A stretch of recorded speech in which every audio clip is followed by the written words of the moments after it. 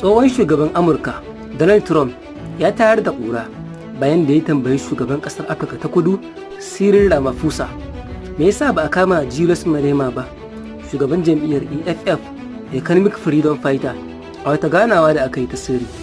Julius Malema fitaccen ɗan siyasa ne a ƙasar Afirka ta Kudu kuma shine shugaban jam'iyyar EFF Economic Freedom Fighter. Yana goyon bayan karɓar ƙasa daga hannun fararen fata ba tare da biyan diyya ba, sannan yana son a kasafta arzikin ƙasa da daidaito tsakanin dukkan 'yan ƙasa. Yana yawan sukar gwamnati da manyan 'yan kasuwan fararen fata. Malema da jam'iyyarsa EFF sun yi suna wajen yin maganganu masu zafi.